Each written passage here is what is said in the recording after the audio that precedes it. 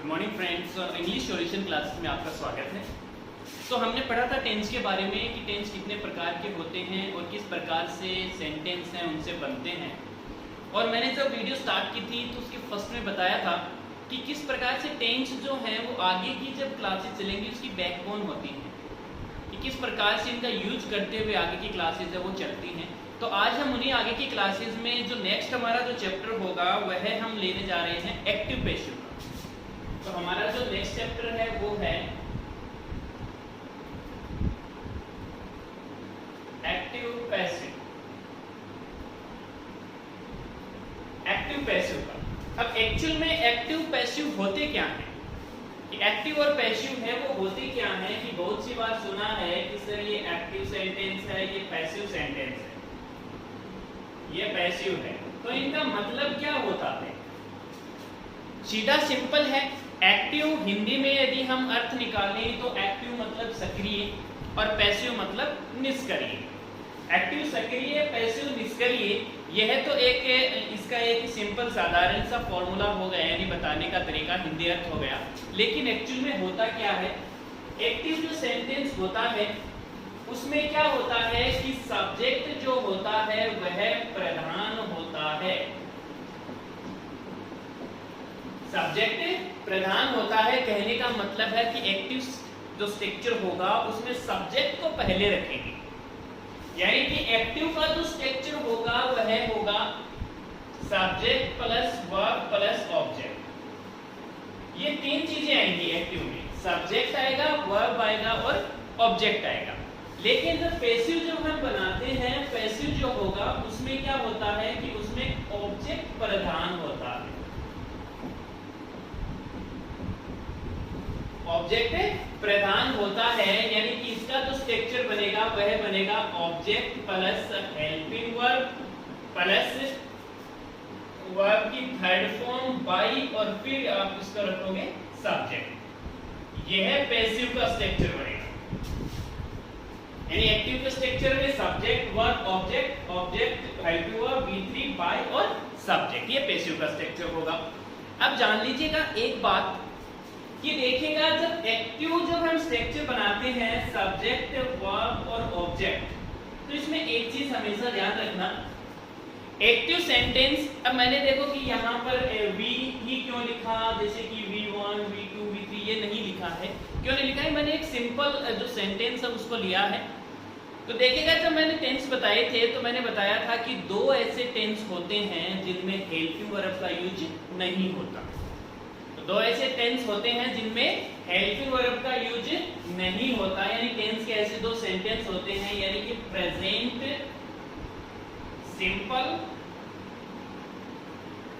और past simple. और इनमें भी कौन सा? अफर्मेटिव। अफर्मेटिव सेंटेंस होंगे इनके, तो इनमें हेल्पिंग वर्ब का यूज नहीं होता। तो इससे एक साधारण बात यह समझ में आई, देखना कि एक्टिव सेंटेंस जो होगा उसमें कुछ एक सेंटेंस में हेल्पिंग वर्ब का यूज होता है, कुछ एक में नहीं होता है। यानी कुछ जो सेंटेंस है वह हेल्पिंग वर्ब से बनते हैं, कुछ सेंटेंस है वो हेल्पिंग वर्ब से नहीं बनते हैं, यानी फिर भी उनका प्रॉपर अर्थ वो निकलता है। लेकिन हम बात करें पैसिव की, तो पैसिव में क्या होगा कि हेल्पिंग वर्ब का यूज करना ही पड़ेगा।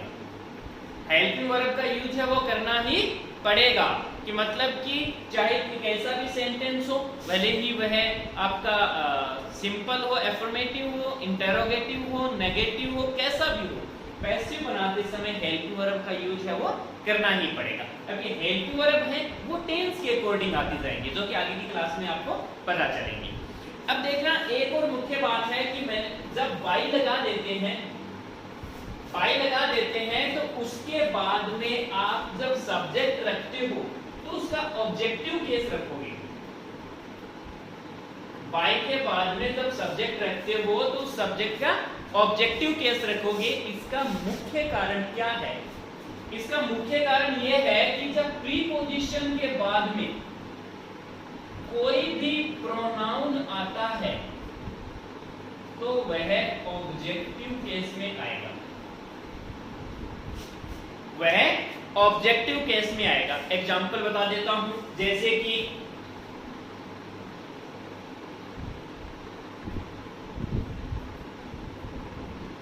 Look at me,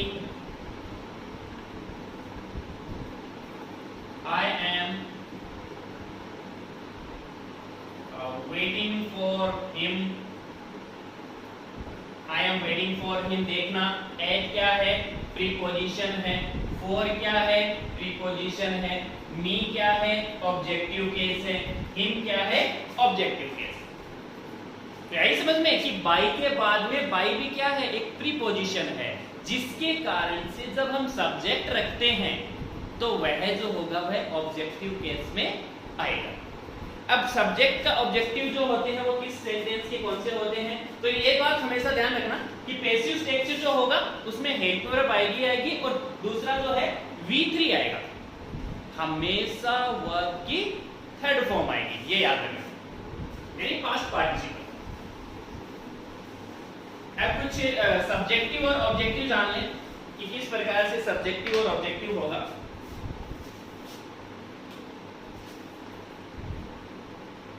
subject object, he, she, it, I,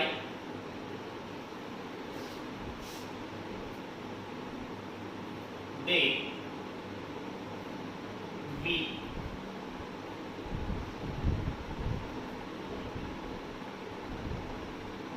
you, he, she, it, I, we, you।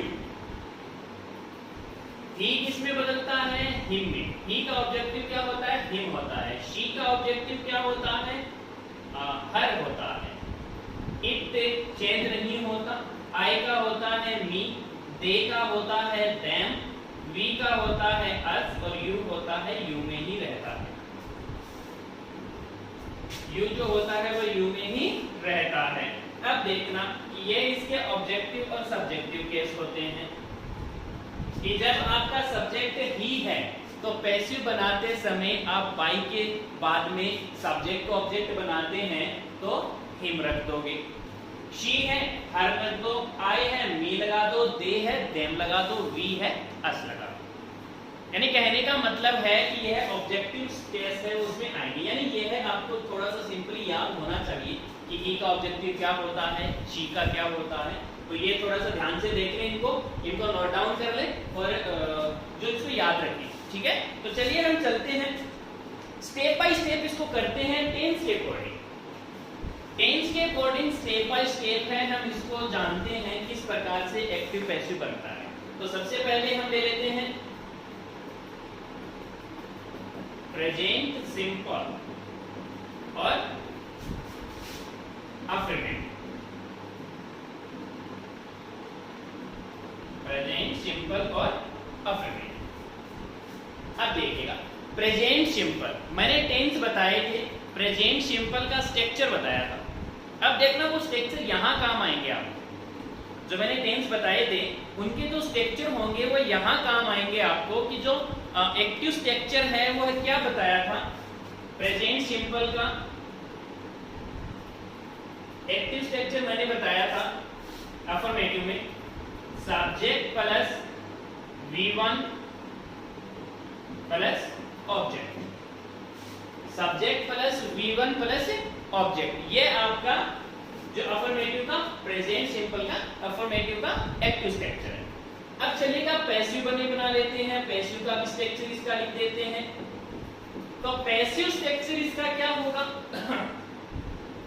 Object plus helping verb plus verb V3 Y और सब्जेक्ट। यह इसका पैसिव स्ट्रक्चर होगा। तो यह ध्यान लीजिएगा, थोड़ा सा ध्यान कर लीजिएगा इस पे कि यह एक्टिव है और यह पैसिव स्ट्रक्चर। यह एक्टिव स्ट्रक्चर है और यह पैसिव स्ट्रक्चर है। अब देख लेना, अब रही बात कि सर हेल्पिंग वर्ब क्या लगाएं, हेल्पिंग वर्ब है वो कौन सी लगाएं। तो सुन लीजिएगा, यदि आपका सेंटेंस है, यदि सेंटेंस आपका है वह प्रेजेंट सिंपल है, प्रेजेंट सिंपल है, तो आपकी जो हेल्पिंग वर्ब जो होगी वह होगी is, am, are. Sentence present simple है, हेल्पिंग वर्ब क्या होगी, इज, एम और आर लगेगी, यानी पैसिव बनाते समय। पैसिव बनाते समय यदि आपका सेंटेंस है प्रेजेंट सिंपल का है, पैसिव बनाते समय हेल्पिंग वर्ब है इज, एम, आर लगेगी। वही फार्मूला रहेगा तो टेंस में बताया था, सिंगुलर के साथ में इज, प्लूरल के साथ में आर और आई के साथ में एम का यूज होगा। ठीक है, चलिएगा एक सेंटेंस एग्जांपल देख लेते हैं। जैसे कि एक सीधा सा ही मान लो, ही प्लेज क्रिकेट, ये सिंपल साधारण सा है, यानी साधारण से साधारण है, वह भी कर लेगा इसको। ही प्लेज क्रिकेट, देखना सब्जेक्ट है, वर्ब है, ऑब्जेक्ट है, सब्जेक्ट है, वर्ब है और ऑब्जेक्ट है। अब देखो subject verb object, subject verb object, verb की फर्स्ट फॉर्म यानी V1 है तो सिंपल है, यानी एसेरेटिव है प्रेजेंट सिंपल का। चलिएगा पैसिव बना लेते हैं, यह इसका एक्टिव है तो इसका पैसिव बना लेते हैं कि पैसिव कैसे बनाएंगे।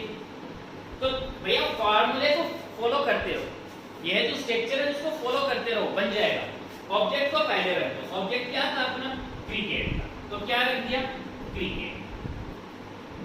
ठीक है, हेल्पिंग वर्ब क्या लगाओगे, प्रेजेंट सिंपल है इज, एम, आर, तो क्रिकेट है सिंगुलर में यानी कि कास्ट को रिप्रेजेंट करता है तो इज। ठीक है, V3, V क्या है, प्ले है, 3 क्या देगी इसकी, प्लेन, प्लेन आ गया, बाई लगा दो। अब क्या है, ही आ रहा है। अब मैंने बताया था कि बाई के बाद में हमेशा सब्जेक्ट जो होगा उसकी ऑब्जेक्टिव केस आएगा, तो ही का मैंने ऑब्जेक्टिव केस क्या बताया। यदि ऐसे नहीं समझ में आता तो समझ लो कि बाई जो है वो आप प्रीपोजिशन के तौर पे काम में ले रहे हो, और प्रीपोजिशन के बाद में हमेशा क्या आता है कि ऑब्जेक्टिव केस आता है किसी भी प्रोनाउन का। तो देख लेना कि बाई के बाद में ही का ऑब्जेक्टिव क्या बताया था, हिम, तो बाय हिम। ये आपको भैया स्ट्रक्चर है वो क्लियर हुआ, ये आपका सेंटेंस है वह क्लियर हुआ। तो इसी तरीके से एक और एग्जांपल हम देखते हैं।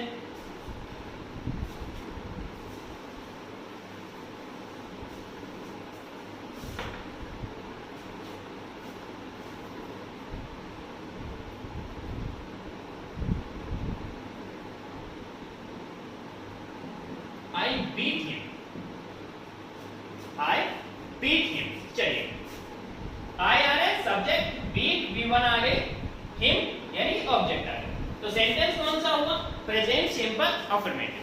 चलिएगा ऑब्जेक्ट हिम है, अभी बताया था कि जब पैसिव बनाते हैं ऑब्जेक्ट को पहले रखते हैं, लेकिन एक बात हमेशा याद रखना, पैसिव में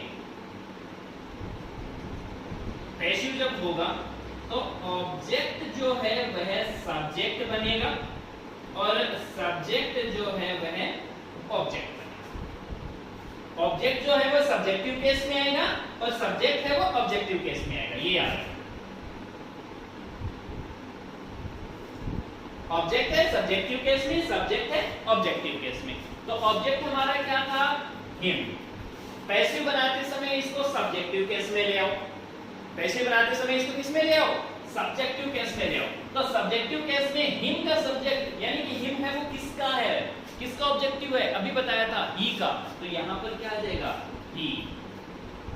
हेल्पिंग वर्ब इज लगा दो, V3 लगाओगे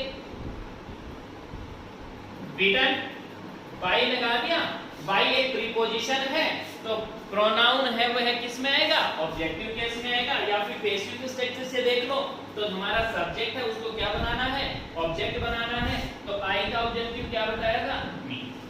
ही इज बीटन बाय मी। इसी तरीके से किसी भी प्रकार का जो सेंटेंस हो आपका, जो कि प्रेजेंट सिंपल में हो तो आप उसको कर सकते हैं। जैसे लेकिन एक बात याद रखना, जब यहां पर आपकी वर्ब आ जाए नो, KNOW नो आ जाए, तो नो के बाद में बाई नहीं आएगा, बाई नहीं आता है, टू आएगा, ये याद रखना। जैसे एग्जांपल देखो, I know him, I know him, तो अब इसका पैसिव बनाएंगे, क्या बनाएंगे, हिम का ही बना दो, ही इज, वर्ब की थर्ड फॉर्म नॉन। अब यहां पर बाई का यूज नहीं करेंगे क्योंकि नो के साथ में बाई का यूज नहीं होता है, तो नो के साथ में किसका यूज करेंगे, टू, तो यहां पर मी लगा दो, he is known to me. तो ये आपका जो स्ट्रक्चर है वो कंप्लीट हुआ, यानी प्रेजेंट सिंपल में अफर्मेटिव सेंटेंस है वो इस तरीके से बनाते हैं। चलिएगा हम इसके इंटेरोगेटिव की तरफ और देख लेते हैं थोड़ा सा।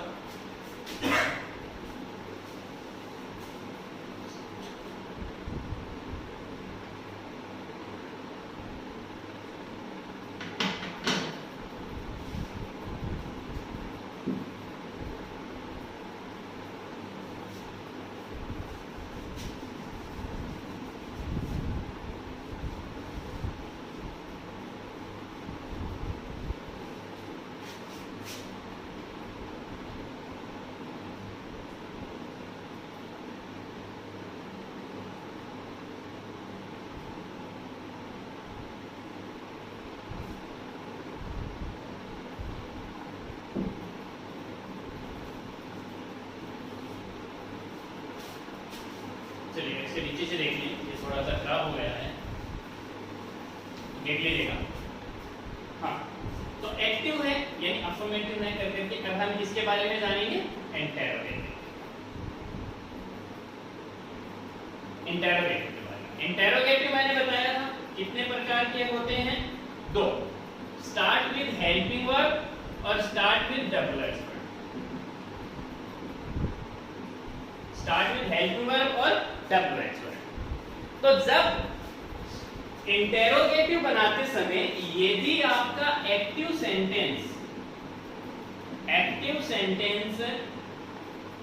इंटेरोगेटिव है तो पैसिव भी किसमें होगा, इंटेरोगेटिव ही होगा। सेंटेंस है आपका एक्टिव में है यानी इंटेरोगेटिव है, वह सॉरी एक्टिव सेंटेंस है वह इंटेरोगेटिव में है, तो पैसिव है जो होगा वह भी किसमें होगा, इंटेरोगेटिव में होगा, ये याद रखना। अब कहने का मतलब है कि यदि आपका एक्टिव सेंटेंस है वह हेल्पिंग वर्ब से स्टार्ट है तो पैसिव भी किससे स्टार्ट होगा, हेल्पिंग वर्ब से स्टार्ट होगा। एक्टिव सेंटेंस डब्ल्यूएच वर्ड से है, पैसिव भी डब्ल्यूएच वर्ड से स्टार्ट होगा। लेकिन जब हेल्पिंग वर्ब है वह सेंटेंस के अकॉर्डिंग लगेगी, एक्टिव सेंटेंस में एक्टिव की हेल्पिंग वर्ब लगेगी, पैसिव सेंटेंस में पैसिव की हेल्पिंग वर्ब लगेगी। जैसे एग्जांपल देख लें, जैसे कि एक एक्टिव यह है do you cook food, do you cook food. पहले तो सेंटेंस को देखना कि लास्ट में क्वेश्चन मार्क आ रहा है और फर्स्ट में हेल्पिंग वर्ब कौन सी आ रही है, इसको हमेशा ध्यान रखना एक्टिव पैसिव बनाते समय, वरना अदरवाइज क्या हो जाता है, कभी कभी गलत हो जाता है गलत हो जाएगा, तो इसको ध्यान रखना। डू जो है वह किसकी हेल्पिंग वर्ब है, डू जो है वह किसकी हेल्पिंग वर्ब है, प्रेजेंट सिंपल की, प्रेजेंट सिंपल की। और अभी हमने जाना कि प्रेजेंट सिंपल का जब हम पैसिव बनाते हैं, प्रेजेंट सिंपल का जब हम पैसिव बनाते हैं तो हेल्पिंग वर्ब क्या लग जाती है, इज एम आर, क्या लगती है, इज एम आर। तो यह जो इज एम आर है, याद रखना, एक छोटी सी बात है, इसको थोड़ा सा ध्यान में रखना। अक्सर यहां पर गलती कर जाते हैं क्योंकि यहां पर जो डू आया है उसका तो सब्जेक्ट क्या है, यू है, इसीलिए यहां पर डू आ गया। अब आप यहां पर क्या करते हैं, कुछ एक बच्चे क्या करते हैं कि यहां पर डू है तो सोचा कि यहां पर जब है वो प्लूरल की हेल्पिंग वर्ब है तो यहां पर आर लगा देते हैं, तो ये गलत हो जाएगा फिर। लेकिन एक छोटी सी बात ध्यान रखना, कि यहाँ पर जो डू है वह यू के अकॉर्डिंग है, यानी इसका जो सब्जेक्ट है वो यू है, लेकिन जब हम पैसिव बनाएंगे तब हमारा सब्जेक्ट है वो क्या होगा, एक्टिव सेंटेंस का ऑब्जेक्ट। तो हमारा सेंटेंस क्या होगा, एक्टिव सेंटेंस का ऑब्जेक्ट जो होगा वह हमारा सब्जेक्ट होगा। तो इसको ध्यान में रखना कि यहाँ पर फूड आ रहा है, तो फूड क्या है, फूड है सिंगुलर, सिंगुलर है तो यहाँ पर हेल्पिंग वर्ब क्या लगेगी, पैसिव की हेल्पिंग वर्ब इज, एम या आर। जब सिंगुलर है तो क्या लग गया, इज, क्या लग गया, इज। फिर वही, तो इसका एक छोटा सा स्ट्रक्चर जान ले कि इसका स्ट्रक्चर क्या होगा, कि एक्टिव का जो इंटरोगेटिव स्ट्रक्चर होता है वह होता है helping verb plus subject plus V1 plus object. Passive का होगा helping verb plus object plus V3 by और सब्जेक्ट, और ये क्वेश्चन मार्क, और इसमें भी क्वेश्चन मार्क आ जाएगा। तो ये ध्यान रखना। तो हमारा हेल्पिंग वर्ब आ गई, ऑब्जेक्ट क्या है, फूड है, V3 लगा दो, इज फूड V3, यानी कि वर्ब की थर्ड फॉर्म कुक्ड बाय, अब यू का you, is food cooked bye you. यानी कि अब देखना कि इस तरीके से हम इसका सेंटेंस है वह इंटरोगेटिव भी बना लेंगे, इस तरीके से हमारे सेंटेंस हम इंटरोगेटिव भी बना लेंगे। अब यहीं पर ये आ जाए, what do you cook, What do you cook? What do you cook? अब देखना, What do you cook? What आ रहा है, WH को पहले रख दो, हेल्पिंग वर्ब इज आ जाएगी, What is cooked by you? What is cooked by you? तो इस तरीके से आप इंटरोगेटिव और अफर्मेटिव सेंटेंस वह कर सकते हैं। यानी कहने का मतलब है कि हमें इसकी जरूरत कहाँ पड़ी, ये स्पोकन से भी रिलेटेड है, ऐसी बात नहीं है। जब हम बात बोलते हैं, जब हम इंग्लिश बोलते हैं तब भी इनका यूज किया जा सकता है। यानी कि कोई भी पार्टिसिपेशन है, कोई भी आप पैराग्राफ वगैरह बोल रहे हो, भारत के बारे में बात कर रहे हो, जैसे मान लो फॉर एग्जाम्पल यदि आप बोलते हो कि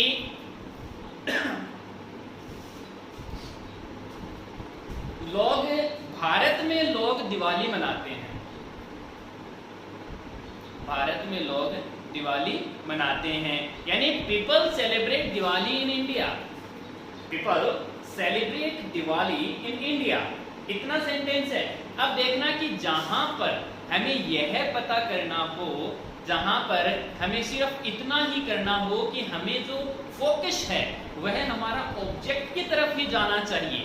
अब कौन बनाता है, कैसे बनाता है वह नहीं है, सिर्फ आपको सिर्फ इतना बनाना है कि भारत में दिवाली मनाई जाती है, भारत में दिवाली मनाई जाती है, तो Diwali is celebrated in India.